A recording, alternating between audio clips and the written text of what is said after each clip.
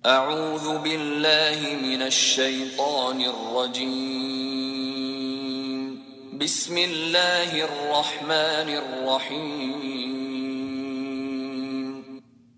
20 pora. Osmonlarni va zaminni yaratgan, sizlarga bulutdan yomg'ir yog'dirib bergan, uning bilan go'zal bog'larni yetishtirib bergan kim? U bog'larning daraxtlarini o'stirish sizlarning qo'linglardan kelmaydi. Allohdan boshqa iloh bormi? Boshqa iloh yo'qdir. Ular haqiqatdan burilib ketgan qavmidir. Zaminni insonlarga va hayvonlarga turaqlik qilgan, uning turli taraflarida daryolarni oqizgan, uning ustida tavrab ketmaslik uchun tog'larni o'rnatgan, ikki dengiz orasida, ya'ni tatliq suv bilan sho'rliq suv orasida oralashib ketmasligi uchun to'saqlarni qilgan kim? Allohdan boshqa iloh bormi? Boshqa iloh yo'q. Ular, ya'ni mushriklarning to'lisi bilmaydi. Beshiga kun tushgan odam duo qilsa, uning duosini ijobat qiladigan, uning beshiga kelgan eg'irchilikni ko'tarib yetadigan va sizlarni zaminning o'rinbosarlari qilgan kim? Allohdan boshqa iloh bormi? Sizlar ozgina vas nasihat olasizlar. Quruqliqning va dengizning qorong'uliqlarida sizlarga yo'l ko'rsatib beradigan, rahmatidan, ya'ni yomg'ir yog'dirib berishdan ilgari shamollarni bishorat qilib avatadigan kim? Allohdan boshqa iloh bormi? Hech iloh yo'qdir. Alloh ularning sherik keltirgan narsalardan pokdir. İnsonni dastlabki xalq etgan, ondan uni tirildiradigan kim? Sizlarga osmondan va zamindan rizq beradigan kim? Allohdan boshqa iloh bormi? Hech iloh yo'qdir. Aytdimki, agar da'voyinglarda rostchil bo'lgan bo'lsanglar, dalilinglarni keltiringlar. Allohdan bilak osmonlardagi va zamindagilar g'aybni bilmaydi. Ular, ya'ni xaloyiq qachon tirildiganliklarini bilmaydi. Ularning oxirat to'g'risidagi ilmi pishib yetildimi? Undaq emas. Ular oxirat to'g'riliq gumondadir. Ular oxirat to'g'riliq ko'rdir. Kafirlar, ya'ni qayta tirilishni inkor qilguvchi Makka mushriklari aytdi: Biz va bizning ota-bobolarimiz to'pi bo'lib ketgandan keyin qabrimizdan tirilib cho'qim chiqarilamdiq. Haqiqatan bizga va ota-bobolarimizga ilgari qayta tirilish va'da qilingan edi. Bu faqat burunqilarning qissallaridir. Sen bu kuffarlarga aytqin: Zaminda sayr qilinglar. Gunohkorlar, ya'ni payg'ambarlarni inkor qilguvchilarning oqibatining qandoq bo'lganligiga qaranglar. Ularni Alloh halok qilmadimi? Ilgarki kuffarlarning beshiga kelgan kun keyingi kuffarlarning beshig'imi keladi. Ey Muhammad, sen ularning iymon etmaganligidan qayg'urmagin. Ularning ilm mikridan iching pushmasin. Allah seni ularning sharidan saqlaydi. Ular, agar so'zinglarda rostchil bo'lsanglar, sizlar bizga bayra qilgan azob qachon tushidi deyishidi. Sizlar oldirib ketgan azobning bir qismi sizlarga yaqinlashgan bo'lishi mumkin degan. Bu Badri so'qishida ularning o'ldirilishi va asirga elinishidir. Parvardigoring insonlarga haqiqatan marhamatlikdir. Lekin ularning to'lisi Parvardigorga shukr qilmaydi. Parvardigoring ularning dillarida yushirganlarni va oshkor qilganlarini, ya'ni ularning payg'ambar alayhissalomga qarata adovatini va suiqasdini shak shubhasiz biladi. Osmon zaminda Lavhul Mahfuzda yozilmagan hech bir sir yo'q. Payg'ambarlarning tugantisi Muhammad alayhissalomga nozil bo'lgan bu Qur'on haqiqatan Isroil avlodiga ularning ixtilof qilishgan narsalarining ko'pini bayon qilib berdi. Qur'on mo'minlar uchun haqiqatan hidoyatdir va rahmatdir. Shubhasizki, Parvardigoring ular, ya'ni Isroil avlodining orasida qiyomat kuni adil hukm chiqaradi. Allah g'olibdir, bandlarning ishlarini bilguchidir. Allohga tavakkul qilgin, ya'ni ishingni Allohga topshirgin. Hamma ishingda Allohga yo'langin. Allah sana madadkordir. Ey Muhammad, Şübhisizki, sen roşan haq dindisan.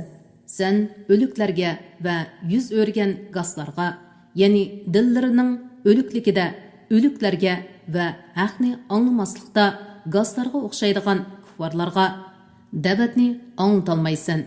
Sen dili ko'rlarni gumrohlikdan ayirib hidoyat qilolmaysan. Sen da'vatingni faqat bizning oyatlarimizga iymon etib musulmon bo'lganlarga angtalaysan. Ular, ya'ni kuffarlarga oldin ola aytilgan so'z ishqa ochganda, ya'ni azob va qiyomat yaqinlashganda ularga zimindan bir turlik hayvonni chiqaramizki, u ularga insonlarning bizning oyatlarimizga ishonmaganligini so'zlaydi. U kunda har ummatning ichidan bizning oyatlarimizni inkor qilganlardan bir to'p odamni hisob elish va jazolash uchun yig'imiz. Oldi keyni yig'ilg'ucha ular to'xtatib turildi. Ular Allohning dargohiga kelgan chaqlarida Alloh ularga: "Sizlar to'liq bilmay turib, mening oyatlarimni inkor qildinglarmi? Sizlar amr qilingan narsalardan zodi nimalarni qildinglar?" deydi. Ular o'zlariga zulm qilganliklari uchun ularga azob haqliq bo'ldi. Ular o'zlari bo'lmaganligi uchun so'z qilolmaydi. Ularga kechini aram oladigan vaqt qilganligimizni, kunduzi hayotlik yo'lida harakatlanish uchun yo'riq qilganligimizni ular uqmamdi. Buningda iymon etadigan qavm uchun Allohning qudratini ko'rsatadigan nurg'un alomatlar bor. U kunda sur chilindi. Alloh xalqlardan, ya'ni farishtalar, payg'ambarlar va shahidlardan boshqa osmonlardagi va zimindagi hammasini qo'rqinish bosadi. Hamma Allohga bo'ysungan holda keladi. Tog'larni nurg'un holatda gumon qilasan. Halbuki ular bulutdek cho'gilab turdi. Bu hamma narsani puxta yaratgan Allohning hünridir. Allah haqiqatan sizlarning qilmishinglardan to'liq xabardordir. Yaxshi ish qilganlar qilgan yaxshiligidan obdaroq mukofotga erishadi. Ular bu kunda qo'rqinishdan amin bo'ladi. Yomon ish qilganlar do'zaxga yuzi bilan tashlandi. Sizlar faqat qilmishinglarga yarasha jazolanasizlar. Ey Muhammad, aytqinki, men faqat Alloh hurmatli qilgan bu shahar, ya'ni Makka mukarrama ning Parvardigoriga ibodat qilishga buyurildim. Hamma narsa Allohning mulkidir. Men musulmonlardan bo'lishga, Qur'on o'qishga buyurildim. Kimki hidoyat topadigan, u o'zining foydasi uchundir. Kimki ozadigan, uning vaboli o'ziga bo'ladi. Sen uningga aytqinki, men faqat ogohlantiruvchilardanman. Ey Muhammad, aytqinki, jimi hamd sana Allohga xosdir. Allah sizlarga qudratini ko'rsatib beradigan alomatlarni ko'rsatdi. Sizlar ularni tonish foyda bermaydigan chaqda to'niysizlar. Parvardigoring sizlarning qilgan amallaringlardan g'ofil emasdir. Sura Qasas Makkada nozil bo'lgan 88 oyat. Nahayat shafqatlik, mehribon Allohning ismi bilan boshlayman. Bismillahirrahmanirrahim.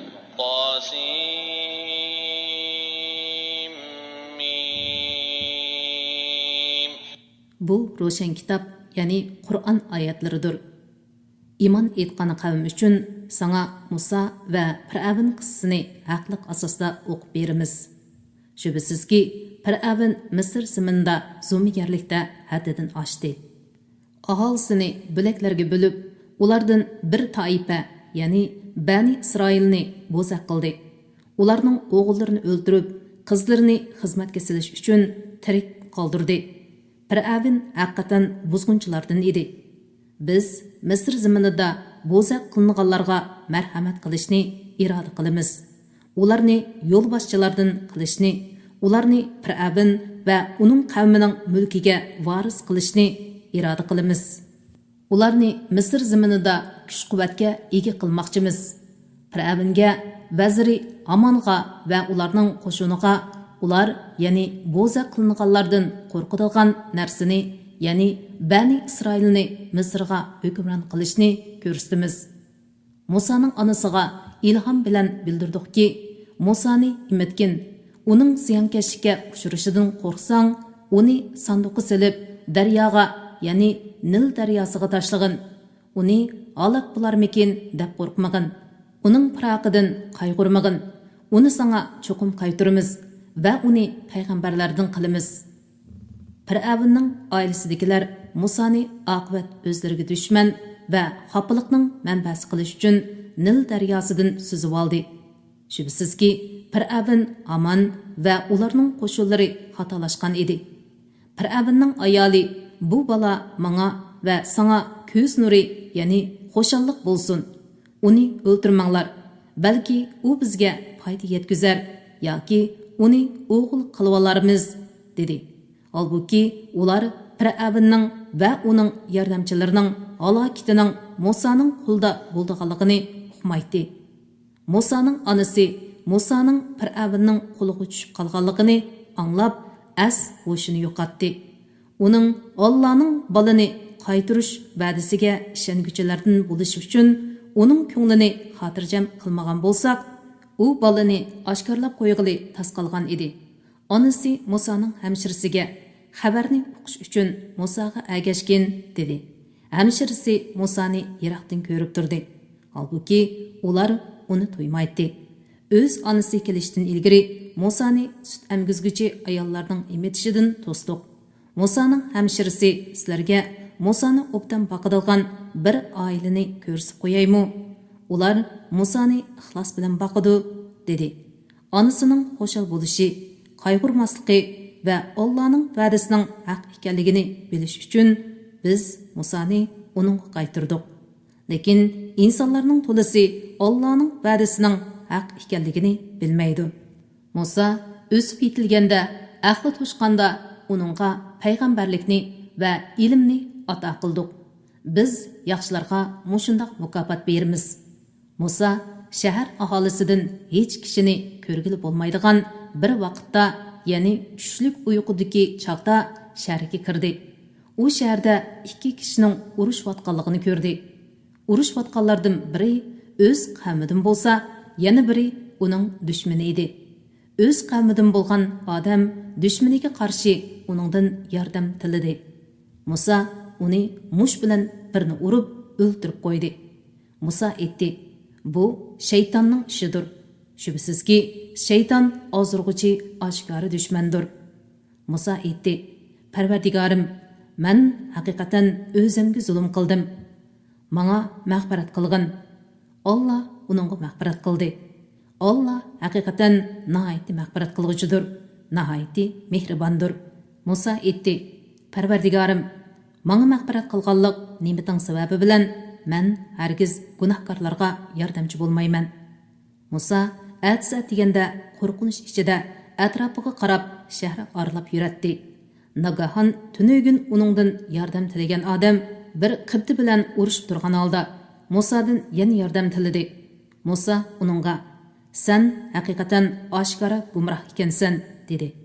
Musa ikkisining o'rtaq dushmani bo'lgan odam, ya'ni qibtiga qo'l uzatmoqchi bo'lganda yordam tilagan odam: "Ey Musa, sen tunugun bir odamni o'ldirgandek meni o'ldirmoqchimisan? Sen ziminda tuzigichilardan bo'lishni xohlamay, faqat zo'migar bo'lishni xohlaysan", dedi. Bir odam shaharning yiroq yeridan oldirab kelib: "Ey Musa, shubsizki kattalar seni o'ldirishni maslahat qilishyotidi. Shahardan darhol chiqib ketgin. Men albatta sana sodiq kishilardanman", dedi. Musa qo'rqinish ichida atrofiga boqqan holda shahardan chiqdi. U: "Ey Parvardigorim, meni zolim qavmidan qutqizgin", dedi. U Madiyan tarafga yuzlangan chaqda: "Parvardigorim, meni to'g'ri yo'lga yetaklashim mumkin", dedi. Musa Madiyandagi bir buloqning yoniga kelganda mollarini sug'urayotgan bir to'p kishilarni ko'rdi. Ulardan boshqa yana qo'ylarining suvdan to'sib turgan ikki ayolni ko'rdi. Musa ularga: "Sizlarga nima bo'ldi? Ya'ni qo'ylaringlarni suvdan to'sib turibsizlar-ku", dedi. Ular: "Padichilar qo'ylarini sug'urib bo'lgandan keyin ondan biz sug'urimiz. Otimiz bo'lsa yashnab qolgan bo'vaydir", dedi. Musa ularning qo'ylarini sug'urib berdi. Ondan orqasiga burilib, bir daraxtning soyasiga berib o'ltirib, Parvardigorim, menga rizqdan nimani bersang, men haqiqatan uningga muhtoj dedi. Ularning, ya'ni u ikki ayolning biri Musaning yiniga uyatchanlik bilan mengib kelib, qo'ylarimizni sug'urib berganliging haqqini berish uchun otam seni rostla chaqirdi dedi. Musa uning, ya'ni Shuaybning qishig'i kelib, ahvolni hikoya qilib berdi. Shuayb, qo'rqmag'in, zolim qavmidan qutulding dedi. Ularning, ya'ni ayollarning biri aytdi: "Ey ota, uni sen ishlatgin. Bu sen ishlatganlarning eng yaxshisidir. Kuchlik, ishonchlikdir." U, ya'ni Shuayb aytdi: "Menga 8 yil ishlab berishing badaliga sana bu ikki qizimning birini berishni xohlayman. Agar 10 yilni to'shqizib atsang, umi ixtiyoring. 10 yilni shart qilib seni mushaqqatga selib qo'yishni xohlamayman. Xudo xolasa mening yaxshi odam ekanligimni bayqaysan."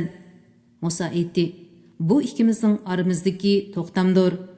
2 muddat, ya'ni 8 yil bilan 10 yilning qaysini to'shqizsam to'shqizay. Menga ortiqcha talab qo'yishga bo'lmaydi. Allah bizning so'zimizga guvohdir."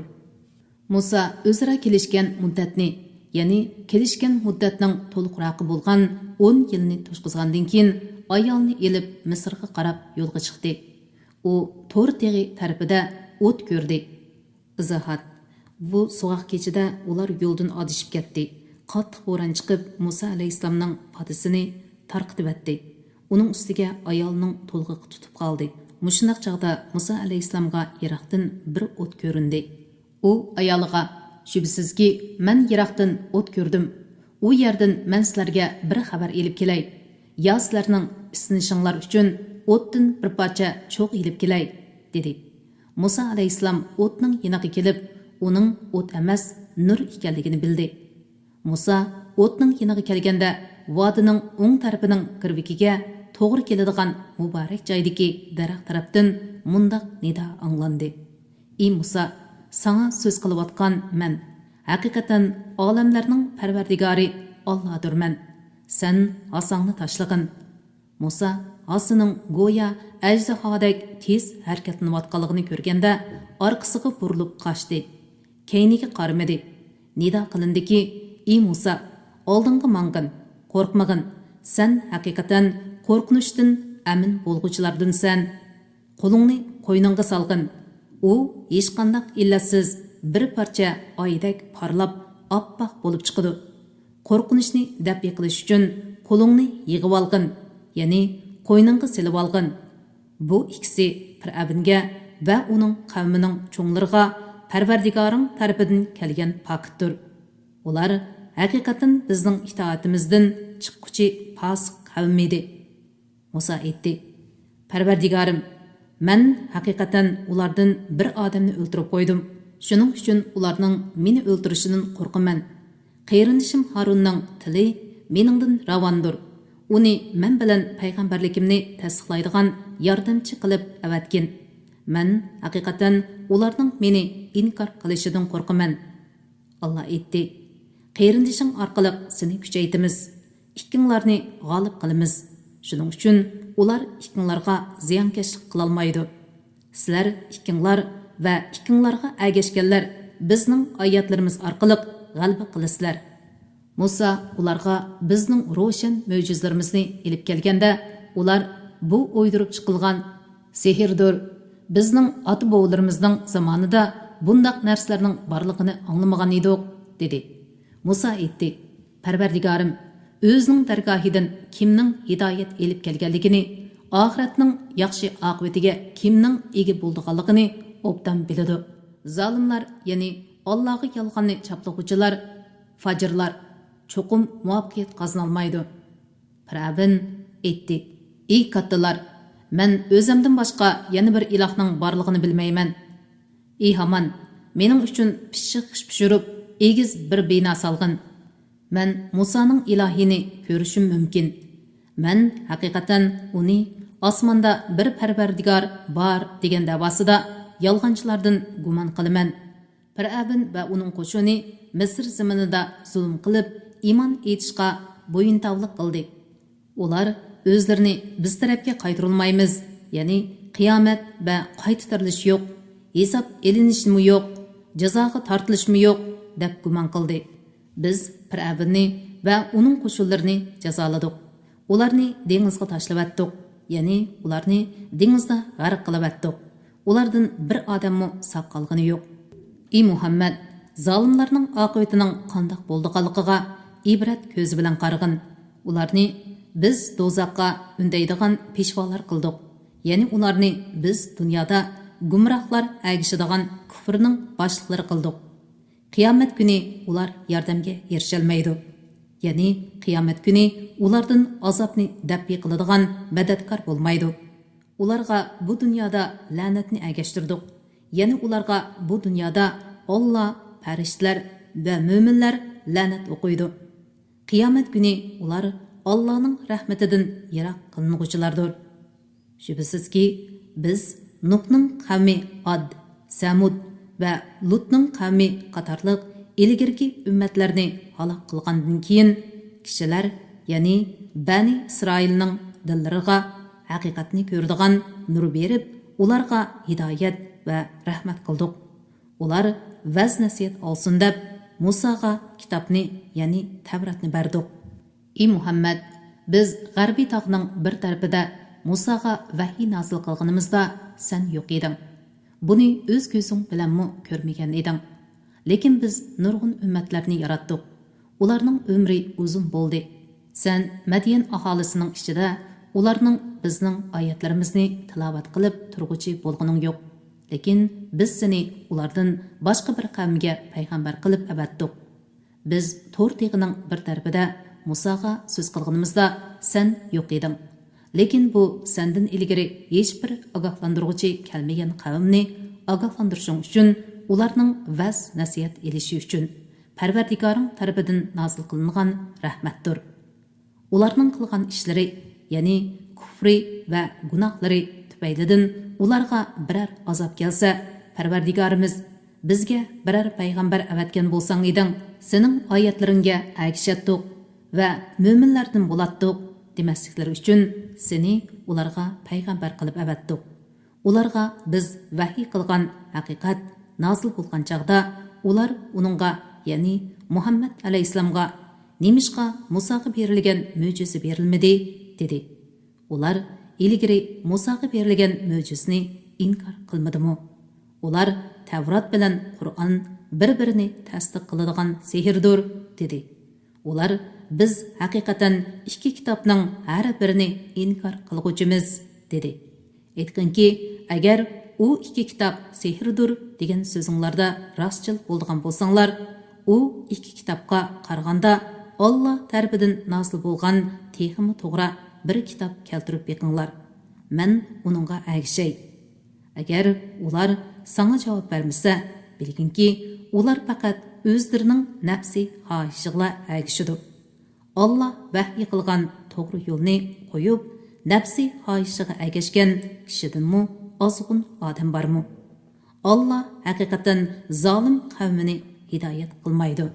Vas nasihat olsin deb, shubhasizki, ularga Qur'onni uzildirmay tushirdik. Qur'ondan ilgari biz kitob, ya'ni Injil, Tavrat nozil qilganlar, ya'ni Nasara va Yahudilarning mo'minlari Qur'onga ishindi. Ularga Qur'on tilovat qilingan chaqda ular biz Qur'onga ishondik.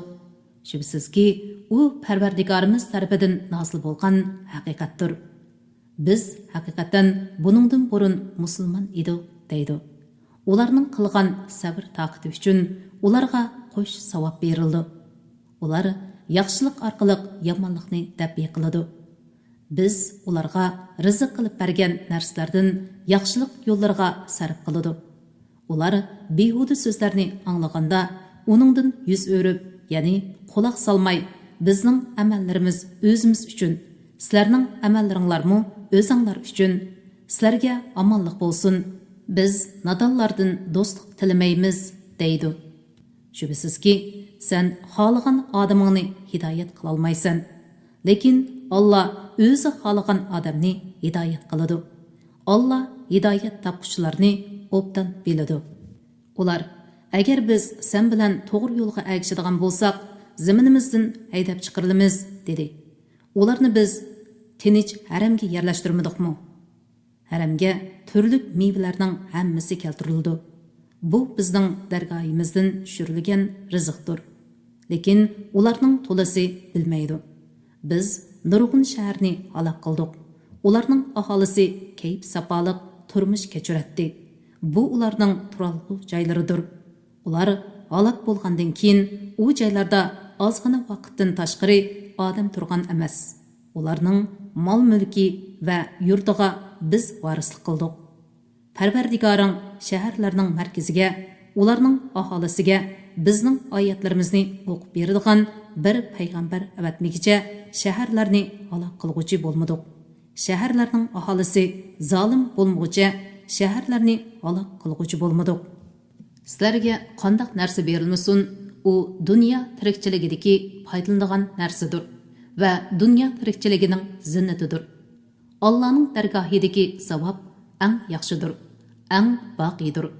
Tushunmamsizlar?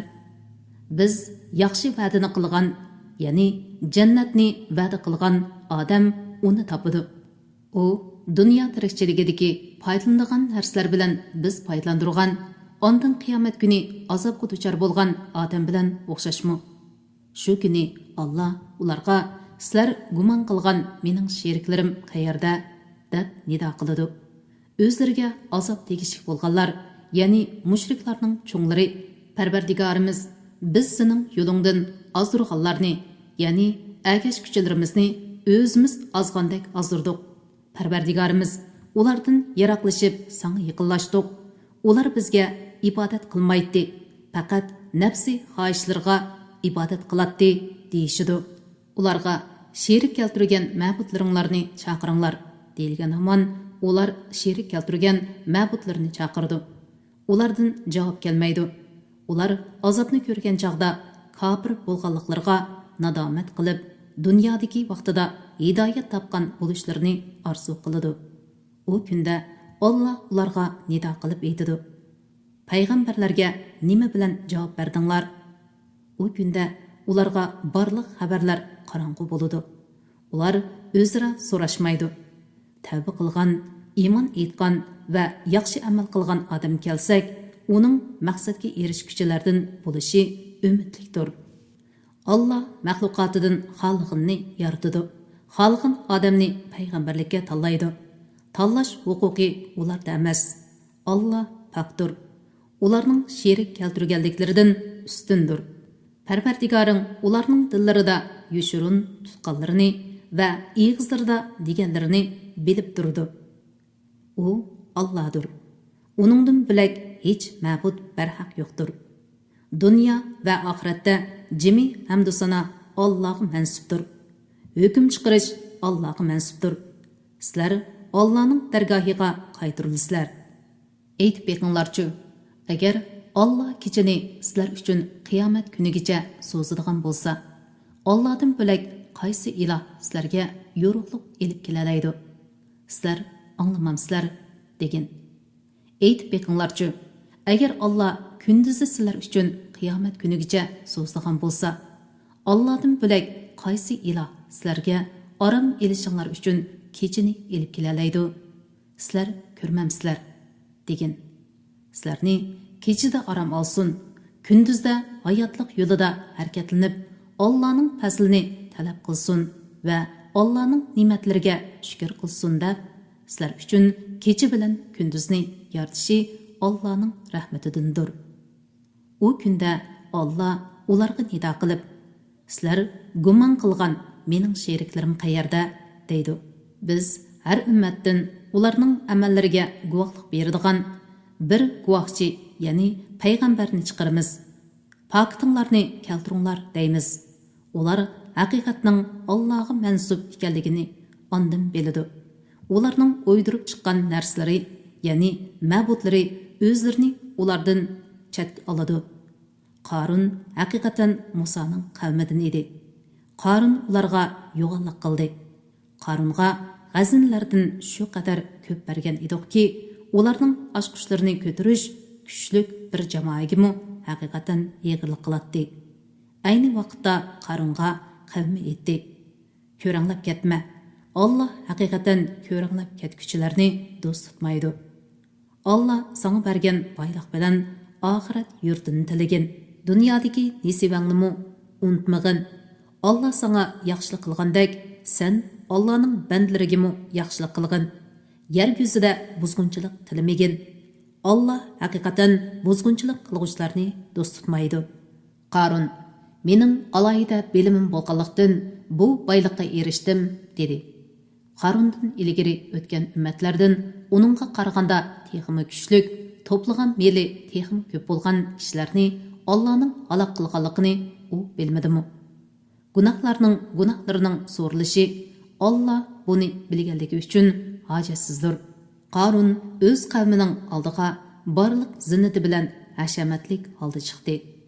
Dunyo tirikchiligini ko'zlaydiganlar, qashki bizga Qarunga berilgan boylik berilsichu, u haqiqatan dunyolikdan cho'ng nasibiga ega ekan, dedi.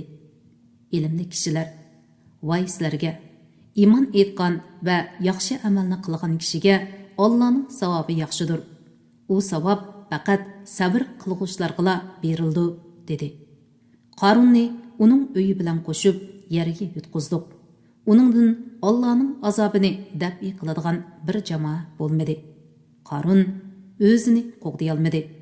Tönögün texi Qarunning darajasini orzu qilganlar deyishdiki: "Pah, ko'rdingmi? Allah bandalardan xohlagan odamning rizqini keng qiladi ekan. Xohlagan odamning rizqini tar qiladi ekan. Allah bizga marhamat qilmagan, ya'ni orzu qilganimizni bergan bo'lsa edi, bizni albatta yer yutatdi. Voy, ko'rdingmi? Kofirlar nijot topmaydi." Ana shu oxirat yurtini yer yuzida cho'ngchilik qilishni va buzg'unchilik qilishni ko'zlamaydiganlarga xos qildik. Yaxshi oqibat taqvodorlarga mansubdir.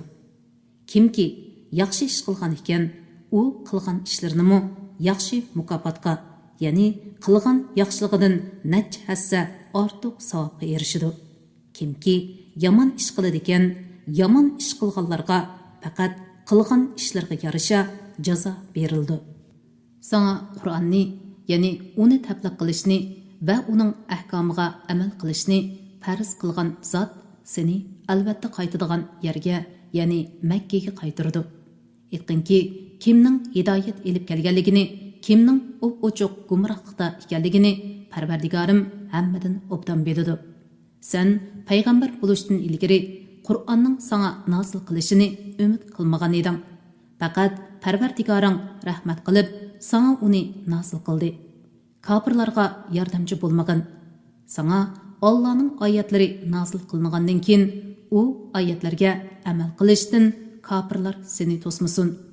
Parvardigoringga, ya'ni uni bir deb bilishga va uningga ibodat qilishga da'vat qilgin. Hargizmi mushriklardan bo'lmagan, ya'ni ularning nafsi xohishlariga moslashmagan. Allohga qo'shib boshqa bir ilohga ibodat qilma. Allohdan boshqa hech iloh yo'qdir.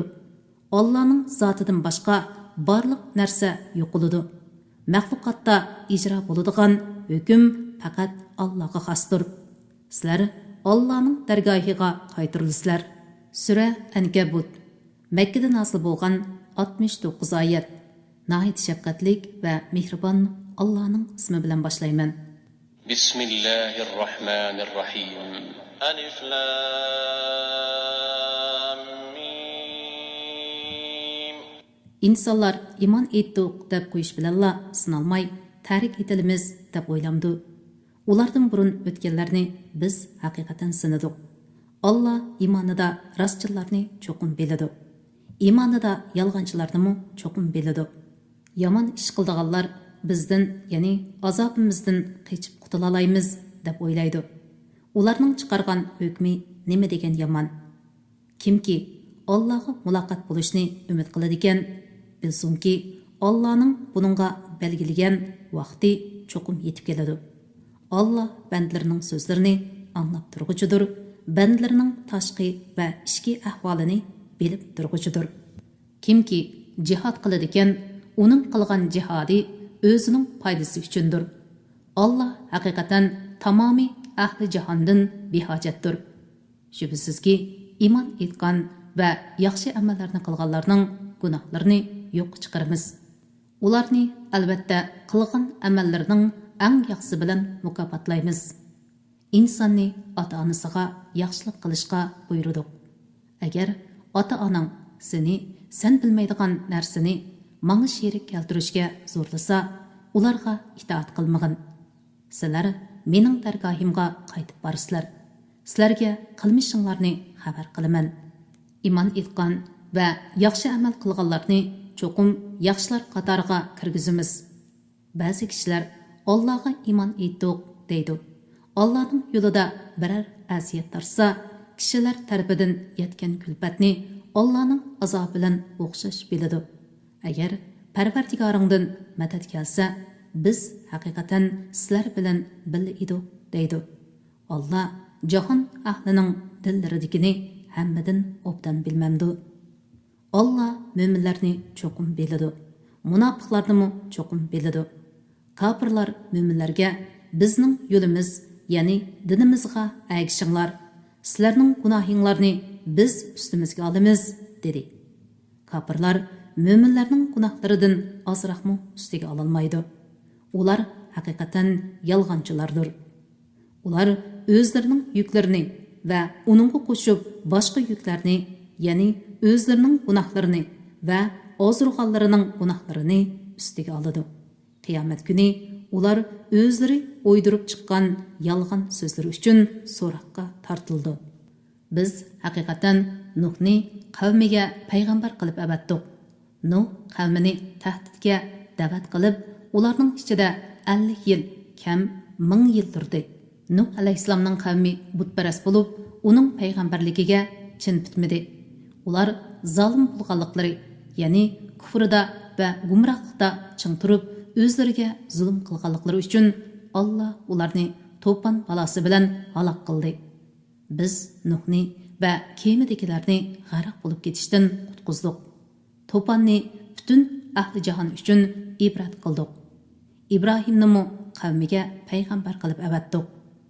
O'z vaqtida u qavmiga aytdi: "Bir Allohga ibodat qilinglar va uningdan qo'rqinglar. Agar bilsanglar, munda qilish sizlar uchun yaxshidir. Sizlar Allohni qo'yib butlarga ibodat qilasizlar. Butlarni o'z qo'linglar bilan yasab olgansizlar. Butlarning qo'lidan foyda ziyon kelmaydi va yolg'onni o'ydirsizlar. Sizlarning Allohni qo'yib cho'qinayotganinglar, ya'ni butlar sizlarga rizq berishga qodir emas. Rizqni Allohning dargohidan talab qilinglar. Rizq berishga faqat Allah'ның o'zi qodirdir. Allah'a ibodat qilinglar va uningga shukr qilinglar. Allah'ның dargohiga qaytirilisizlar. Sizlar meni inkor qilsanglar, inkor qilganliginglar bilan menga qilcha ziyon yetkazolmaysizlar. Faqat o'zinglarga ziyon yetkazsizlar. Sizlardan ilgari nurg'un ummatlarmi payg'ambarlarni inkor qilgan. Shuning bilan ularga Allah'ның azobi nozil bo'lgan. Sizlargimi shundoq azob nozil bo'ladi. Payg'ambarning mas'uliyati faqat Allohning amrlarini tushunishli qilib yetkazishdir. Ular, ya'ni inkor qilguvchilar, Allohning maxluqotini dastlabda yo'qdan qandoq barliq keltirganligini, ondan uni o'lgandan keyin tirildirganligini ko'rmadimi? Bu Allohga haqiqatan osondir. Ular buni qandoqmi inkor qiladi? Dastlabda yaratishga qodir bo'lgan zot qayta asliga keltirishga albatta qodirdir. Aytqinki, zaminda sayr qilinglar. Allohning maxluqotini qandoq qilib yo'qdan bor qilganligiga qaranglar. Ondan Allah ularni qiyomatda qayta paydo qiladi. Allah haqiqatan hamma narsaga qodirdir. Allah xohlagan odamni jazolaydi, xohlagan odamga rahmat qiladi. Qiyomatda Allohning dargohiga qaytirilisizlar. Sizlar mayli zaminda bo'lsin, mayli osmonda bo'lsin, Allohning azobidan qochib qutula olmaysizlar. Sizlarga Allohdan bo'lak do'stmi yo'q, madadkormi yo'q. Allah'ның oyatlarini va uningga muloqot bo'lishni, ya'ni oxiratni inkor qilganlar, ana shular mening rahmatimdan noumid bo'ldi. Ana shular qattiq azobga duchor bo'ldi. İbrahimning qavmining javobi İbrahimni o'ltiringlar yoki kuydiringlar deyishdan iborat bo'ldi. Allah uni o'tdan qutuldirdi. Ular İbrahim alayhissalomni o'tga tashlaganda Allah uningga o'tni so'rin va omon joy qilib berdi. Haqiqatan buningda iymon etgan qavm uchun Allohning qudratini ko'rsatadigan nurg'un dalillar bor. İbrahim aytdi: "Bu dunyoda butlarga cho'qinish maqsadida yig'ilishinglarning oranglardagi do'stlikqa sabab bo'lish uchun Allohni qo'yib butlarni ma'bud qilib oldinglar. Ondan qiyomat kuni ba'zinglar inkor qilasizlar. Ba'zinglar la'nat o'qiysizlar. Ya'ni qiyomat kuni mazkur do'stlik dushmanlikka aylandi. Agashtirgichilardan ada judo bo'ladi. Agashtirgichilarga la'nat o'qiydi. Chunki ularning dunyodagi do'stligi Alloh uchun bo'lgan emas. Sizlarning joyinglar do'zax bo'ladi.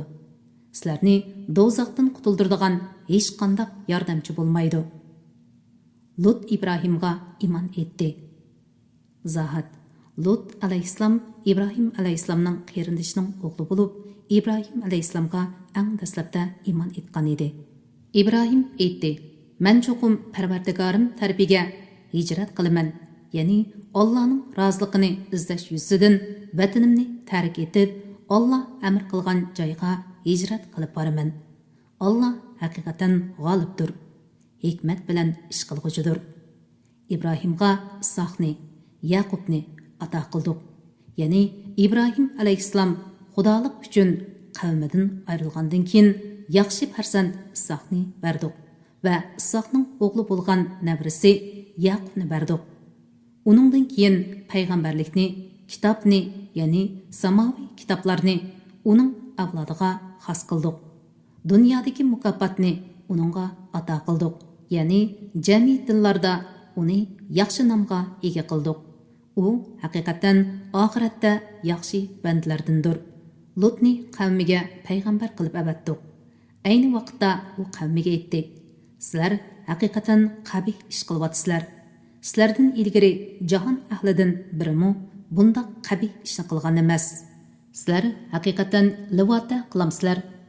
Yo'llarni to'sib bulangchilik qilamsizlar.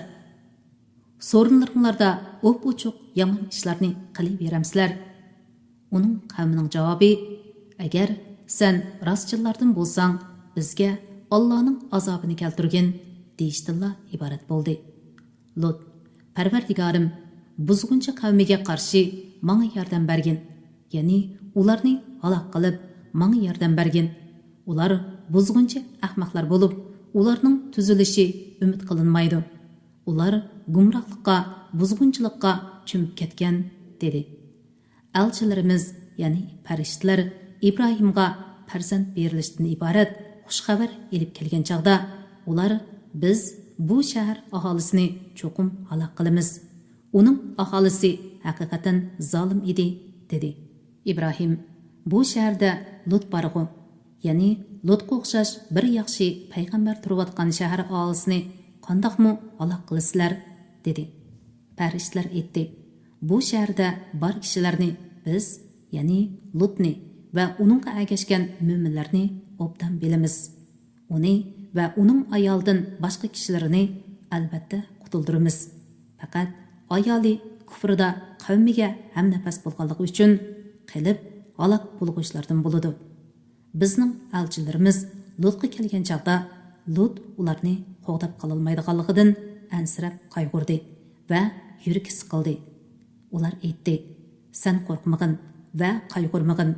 Biz cho'qim seni, ayolingdan bo'lak kishilaringni cho'qim qutuldiramiz. Faqat u qilib halok bo'lg'uchilardan bo'ladi. Bu shaharning aholisi Allohning itoatidan chiqqanliklari uchun ularga biz cho'qim osmondan azob tushiramiz." Tushundigan qavm uchun ibrat qilib, uningdan, ya'ni shahar xarobisining izlaridan ro'shan nishonni haqiqatan qoldirdik. Madian aholisiga ularning qarindishi Shuaybni payg'ambar qilib avatdiq. Shuayb: "Ey qavmim, bir Allohga ibodat qilinglar, oxirat kundan qo'rqinglar, yer yuzida buzg'unchilik qilib fitna fasod termanglar" dedi. Ular Shuaybni inkor qildi. Shuning bilan ularga qattiq zilzila yuzlandi. Ular uylarida o'ltirgan peti qaytib qilishdi. Otni va Samudni halok qildik. Ey ahli Makka, sizlarga haqiqatan ularning hijozidagi Yamandagi turalg'u joylardan ularning halok bo'lganligi ma'lum bo'ldi. Shayton ularga kufridan va gunohlardan iborat amallarni chiroyli ko'rsatdi. Ularni to'g'ri yo'ldan to'sdi. Ular aql egalari edi, lekin ular takabburlik yuzidan aqlni joyiga ishlatmadi. Dunyo dabinisi nurg'un, Qarunni, Fir'avnni va uning zulmda yordamchi bo'lgan vaziri Hamanni halok qildik. Shubhasizki, Musa ularga ro'shan mo'jizlarni elib keldi. Ular zaminda cho'ngchilik qildi, ya'ni Allohga ibodat qilishdan, payg'ambarga itoat qilishdan bo'yintovlik qildi. Ular azobimizdan qochib ketolmadi. Bu gunohlarning har birini gunohi tufaylidan jazoladik. Ularning ba'zisiga tosh yog'dirdik. Ularning ba'zisini qattiq tabush halok qildi. Ularning ba'zisini mol-mulki bilan qo'shib yerga yutqizdik. Ularning ba'zisini suvda g'arq qildik. Alloh ularga zulm qilmadi, lekin ular o'zlariga o'zlari zulm qildi. Allohni qo'yib butlarni ma'bud qilib olganlarning misoli uy yasagan o'michukning misoliga o'xshaydi. Ya'ni o'michukning uyi uni issiq sovuqdan qo'g'day olmagandek, ularning cho'qinayotgan butlarimi ularga hech qanday foyda ziyon yetkazolmaydi. Uylarning eng ojizi o'michukning uyidir. Agar ular bu haqiqatni bilsa edi, butlarga cho'qinmaydi. Alloh ular Allah'ını tashlab ibodat qilayotgan narsani obdan biladi. Alloh g'olibdir, hikmat bilan ish qiluvchidir. Biz insonlarga Qur'onda ularning zehniga yaqinlashtirish uchun bayon qilgan bu tamsillarni faqat olimlarla tushunalaydi. Alloh osmonlarni va zaminni haq yaratdi. Haqiqatan buningda mo'minlar uchun Allohning birligini ko'rsatadigan dalil bor. Kitob o'qish munbiri avlodlar turbeti hazırladı. Assalamu alaykum wa rahmatullahi wa barakatuh.